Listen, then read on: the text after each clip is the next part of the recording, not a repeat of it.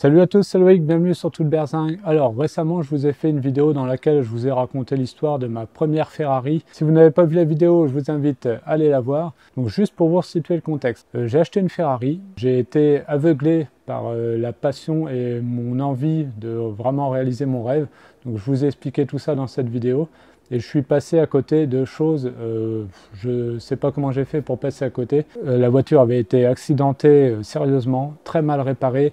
Il y avait des fils qui traînaient partout, qui n'étaient pas attachés, la batterie qui n'était pas attachée, enfin il n'y avait rien qui allait sur cette voiture, il y avait le berceau moteur qui était mal soudé, enfin une catastrophe. Et beaucoup m'ont dit dans les commentaires, pourquoi tu n'as pas regardé le rapport Car Vertical? Donc déjà, Car Vertical, ça n'existait pas à l'époque, mais du coup j'ai négocié un partenariat avec eux, et donc cette vidéo est faite en partenariat avec Car Vertical.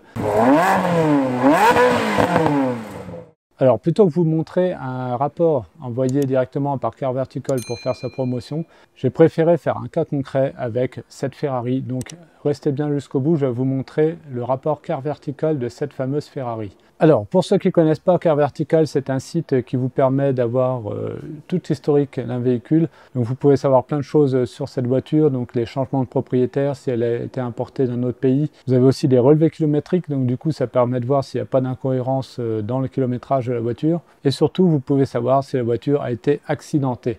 Donc là, c'est ce qui nous intéresse ici. Alors, avant de vous parler de ce que j'ai découvert depuis la dernière vidéo sur cette fameuse Ferrari, je vais vous montrer les rapports Car Vertical de mes voitures. Donc on va commencer par la Smart. Donc voilà, là nous avons le rapport Car Vertical de ma Smart Roadster Brabus coupé. Donc on peut voir qu'elle a eu un petit dommage. Alors j'étais au courant, hein, je vous rassure, mais du coup on va voir que ça se confirme ici. Alors ce qui est sympa, c'est que donc là ici on peut voir que le compteur kilométrique il est ok, statut financier juridique de la voiture il est ok. Alors ça c'est marrant, c'est les photos de l'annonce. C'est exactement les photos de l'annonce quand j'ai acheté la voiture. Donc on les retrouve là dans le rapport Car Vertical. Voilà, vol, on peut voir que tout est ok de ce côté-là. Donc ça va rechercher en fait dans pas mal de pays, hein, comme on peut le voir, même au Canada. Voilà, en Ukraine, enfin un peu partout. Compteur kilométrique, donc dernier kilométrage connu, 73 362 km. On doit être dans le kilométrage qu'elle a actuellement. Donc on peut voir qu'il y a 2 relevés kilométriques seulement. Voilà, bon, là pour le coup c'est pas forcément représentatif. En fait c'est depuis qu'elle est arrivée en France. Et avant c'est un peu l'inconnu là pour le coup. Voilà, on peut voir qu'elle a été importée en France, donc c'est moi qui l'ai importée. Vous pouvez voir si elle a servi pour de la location, pour du leasing, stockage d'unités, je sais pas trop ce que c'est. Contrôle technique, si elle a été déclarée épave. Et donc là, on peut voir que je l'ai importée en février 2023. Donc voilà, c'est exactement ça. En France. Voilà, donc là on peut voir qu'elle était endommagée. Alors voilà, comme je vous ai dit, j'étais au courant, mais comme vous pouvez le voir, elle n'a pas eu pour cher. Donc en Allemagne, puisque je l'ai importée d'Allemagne pour rappel. Donc en fait, j'étais tout à fait au courant, puisque j'ai même la facture de carrosserie. Elle a percuté un chevreuil. Et du coup, ce qui est sympa, c'est que là, si on regarde la facture de carrosserie, voilà, donc il y en a eu pour 4000 € et des brouettes. Et là, on peut voir que dans le rapport Car Vertical, eh bien, ils disent que les dommages, il y en a eu pour entre 3000 et 5000 €. Donc là, on est vraiment dedans. Voilà, donc rien de méchant, hein, voilà, c'est pas parce qu'il y a eu un dommage que la voiture n'est pas bonne à acheter, hein. Donc voilà, là j'étais au courant et ça se confirme dans le rapport Car Vertical. Donc là c'est pas mal. Les spécifications de la voiture, donc voir si des fois par rapport au numéro de série il n'y a rien d'incohérent. Ah, on peut voir que la couleur là, argentée, intéressant. Après la chronologie de la voiture, donc on peut voir qu'elle a été immatriculée la première fois en 2005. Après donc elle était en Allemagne, donc c'est là qu'il y a eu le dommage en 2017. Elle a été en vente une première fois et donc une deuxième fois ici. Donc en fait tout correspond par rapport à l'historique que j'avais, hein. L'ancien propriétaire il avait gardé 5 ans de mémoire à peu près, donc là c'est cohérent. Et donc après elle a été mise en vente donc en novembre, moi je l'ai acheté début d'année 2023. Où là elle a été donc importée en France. Voilà, le temps de faire les papiers, parce que je l'ai même acheté ouais, dans ces eaux-là quand elle venait d'être en vente, il n'y avait pas très longtemps. Donc le temps de faire les papiers, elle a été enregistrée en France début 2023. Voilà, donc tout est cohérent par rapport à l'historique réel que je connais de cette voiture. Donc voilà, ça marche quand même pas trop mal. Donc voilà pour la Smart. Donc comme vous avez pu voir, ça correspond assez bien à l'historique de la voiture. Maintenant, nous allons passer à la Mégane. Alors maintenant, si on regarde la Mégane, alors on peut voir que tout est OK.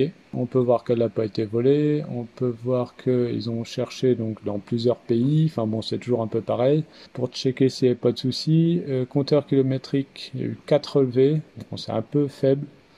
Mais voilà, il n'y a pas d'incohérence. On peut voir que le dernier propriétaire avec moi, ça n'est pas beaucoup servi. C'est pour ça qu'il a vendu. C'était des petits vieux. Elle a été importée en France par moi-même.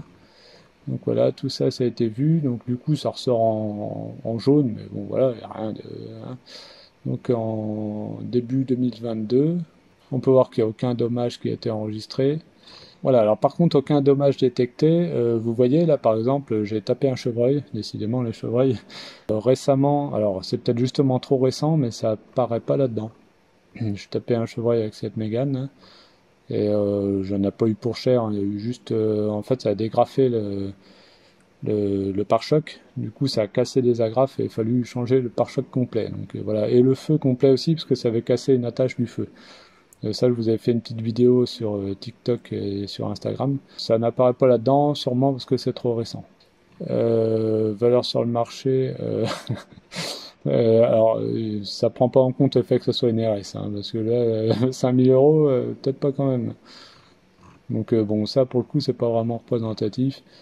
Après, donc on a les spécifications de la voiture, l'équipement.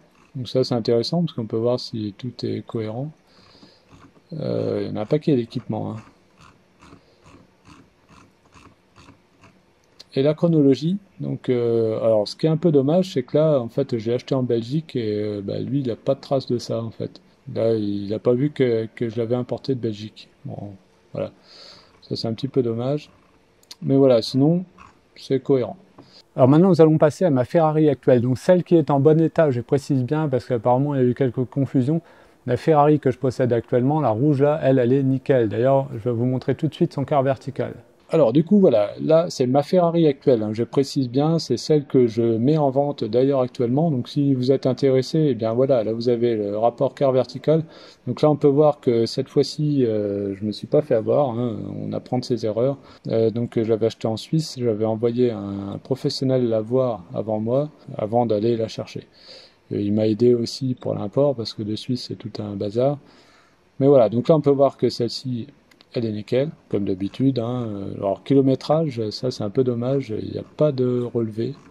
Pourtant, moi j'ai emmené plusieurs fois au contrôle technique, l'entretien, tout, mais ça n'a pas été relevé par quart vertical. Là, on peut voir un événement intéressant, donc c'est qu'elle a été importée en France par moi-même. Donc voilà, en 2018, et voilà, aucun dommage enregistré sur cette voiture.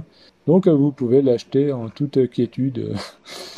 Voilà, là c'est pareil, c'est dommage, ça n'a pas vu que la voiture venait de Suisse. Voilà, on sait qu'elle a été importée en France, à partir de quelle date, qu'elle a été matriculée, tout ça. On voit que je suis le seul propriétaire français, mais par contre on ne voit pas qu'elle vient de Suisse. Voilà, d'ailleurs, petite précision, ça y est, elle est officiellement à vendre, cette voiture. Je vais vous faire une vidéo bientôt là-dessus. Voilà, vous pouvez la trouver sur Le Bon Coin et la Centrale. Vous la reconnaîtrez facilement avec sa lame Novitec et ses jantes titane. Voilà, donc si vous êtes intéressé, n'hésitez pas parce que moi je suis impatient de passer la suivante.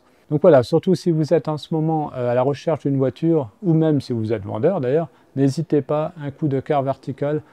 Franchement, ça coûte rien par rapport à ce que coûte une voiture et ce que peut vous coûter les problèmes si vous achetez une voiture qui a vraiment un gros souci. Donc je vous mets le lien en description et en plus vous avez un code promo TOOT, T-O-O-T, pour bénéficier de moins 20% de réduction. Alors ne craignez rien parce que si des fois Quart Vertical estime que le rapport est incomplet, il vous donne droit à un autre rapport gratuit. Voilà, maintenant il est temps de passer à cette fameuse Ferrari. Donc du coup, depuis la première vidéo que j'ai faite, grâce à vous, j'ai eu quelques informations supplémentaires sur cette Ferrari. Alors, on va essayer de refaire à peu près la chronologie de ce qui est arrivé à cette voiture. Donc, en gros, la voiture a été accidentée en avril 2010. Donc ça, c'est les photos que je vous avais montrées. C'est là qu'elle est arrivée chez Careco Gièvre Auto, la fameuse casse de l'émission Trésor de casse sur RMC Découverte. Alors ça, pour le coup, je ne savais pas parce que je regarde très peu la télé. Et du coup, je ne regarde pas cette émission. Donc, je ne savais pas. Vous avez tous vu donc sur le camion, c'était marqué Gièvre Auto. Vous avez reconnu les locaux de Careco. Juste ce que je voulais vous dire, c'est que eux, ils n'ont absolument rien à voir avec les réparations qui ont été faites sur la voiture. Ils n'ont rien fait dessus. La voiture a juste transité chez eux. C'est là que les photos ont été faites.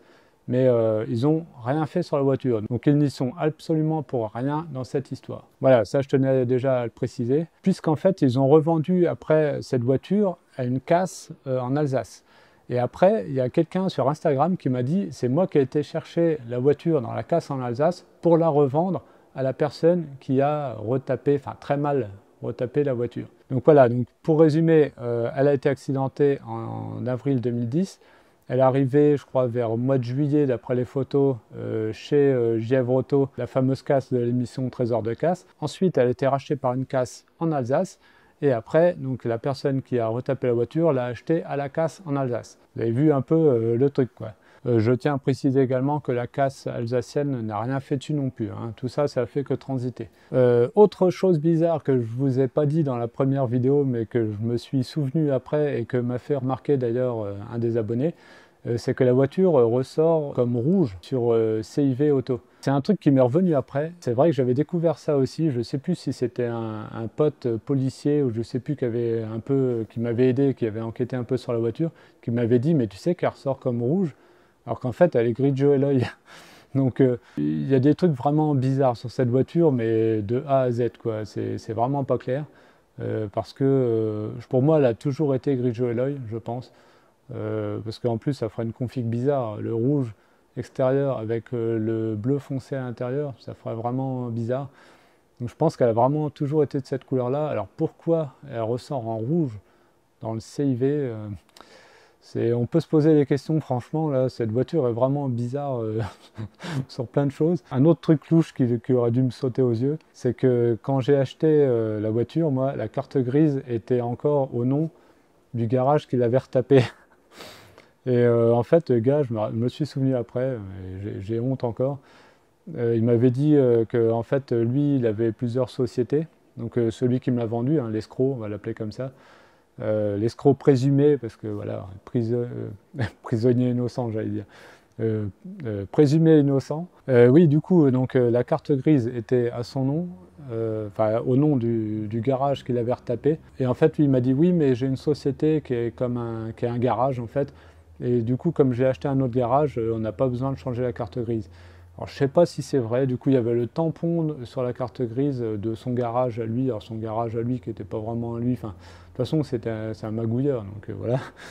Et puis, moi, le naïf de base, je me suis dit, ok, bon, bah, pourquoi pas. Moi, je m'en fous. En fait, j'étais dans l'optique, je m'en fous, je veux cette Ferrari. Mais c'est dingue comment ça rend aveugle à un point. Mais c'est un truc de fou, quoi. Même aujourd'hui, j'en reviens pas, mais enfin bref, je sais pas comment j'ai pu vraiment tomber dans le panneau à ce point-là. Heureusement, j'ai bien sorti parce qu'après j'ai repris vite la main et je suis pas du genre à me laisser abattre.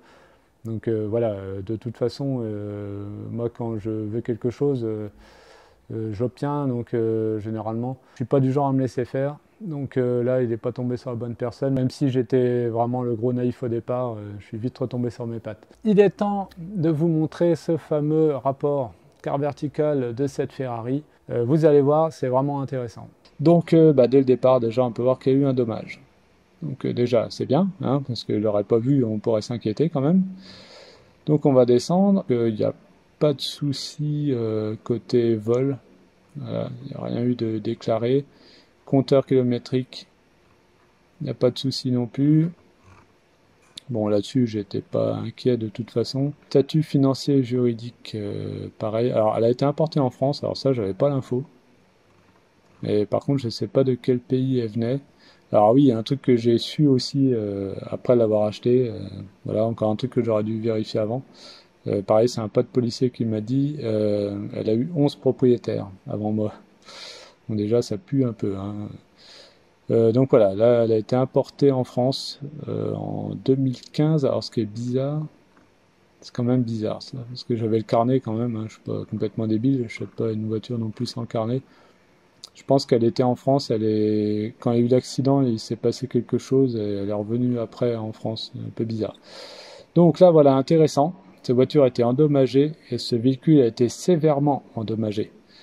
Là, c'est toute la nuance avec la Smart de tout à l'heure, quand voilà, il y a eu le choc avec le chevreuil, où là, c'était, en gros, ils ont remplacé, je sais plus, parce qu'en plus, c'est en allemand, j'ai traduit, mais c'était le pare-choc, etc., le capot, tout comme ça, enfin, il n'y avait rien de méchant. Là, par contre, voilà, sévèrement endommagé, hein. Donc là, c'est autre chose. Voilà, des dommages importants peuvent causer des problèmes structurels rendant véhicule dangereux à conduire. Voilà. Donc là, il y en a eu, et encore, je trouve ça pas cher du tout, entre 10 000 et 15 000 euros sur une Ferrari. Donc c'était choc avant droit par choc. C'est pas marqué le choc arrière, mais voilà, déjà il y a eu donc celui-là d'enregistré, et après donc chronologie, on a 4 événements trouvés, enfin 4 enregistrements. Pays inconnu en 2001. Ça m'étonne parce que moi de mémoire, elle était d'origine française quand même, hein. Bref, après donc là il y a eu donc le dommage, je vous ai dit donc en avril 2010, et après elle a été importée en France, sachant que le dommage a été en France. À mon avis, il s'est passé quelque chose. Je sais pas, soit elle est partie à l'étranger, ça se trouve elle est partie dans les pays de l'Est pour être mal réparée une première fois et après enfin je sais pas, c'est bizarre. Bon là, ou alors, je suis en train de repenser à une chose, ça se trouve elle avait été déclarée plus ou moins épave et après elle a été réimmatriculée. C'est possible ça. Et du coup, ça ferait comme si elle avait été immatriculée en France, réimmatriculée en France. Enfin, je sais pas. Dites-moi ce que vous en pensez en commentaire. Mais voilà, en tout cas, tout ça pour vous dire que j'aurais vu ça, je l'aurais pas acheté, quoi. Après, honnêtement, il n'y a pas tout non plus, mais disons qu'il y a le principal pour vous éviter de faire des grosses bêtises, quoi. Bon, et bien voilà donc pour les dernières news sur cette fameuse histoire avec cette Ferrari qui, heureusement, s'est bien terminée pour moi. Qui est un peu dommage, c'est que j'aurais bien voulu savoir vraiment ce qu'a été devenue cette Ferrari. Là, on n'a aucune trace, que ce soit dans Car Vertical. J'ai même essayé Histovec. Alors Histovec, je peux pas parce qu'en fait, il faudrait la carte grise actuelle. Et même avec la photocopie que j'ai de la carte grise d'époque, ça marche pas.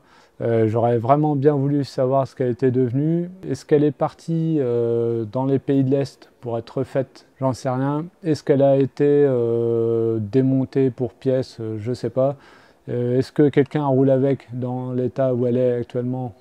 J'en sais rien. Voilà, si vraiment vous avez des infos, moi ça m'intéresse. Éventuellement, si vraiment j'ai beaucoup d'infos, je pourrais refaire une troisième vidéo, hein, pourquoi pas. En tout cas, une sacrée histoire. Voilà, donc en tout cas, ce qui est certain, c'est que si j'avais eu Car Vertical à l'époque et que j'aurais sorti le rapport, j'aurais pas acheté la voiture parce que là, c'était clairement marqué qu'elle a eu un gros dommage. Donc voilà, surtout n'hésitez pas, hein, vous avez le lien en description avec moins 20% de réduction avec le code promo TOOT.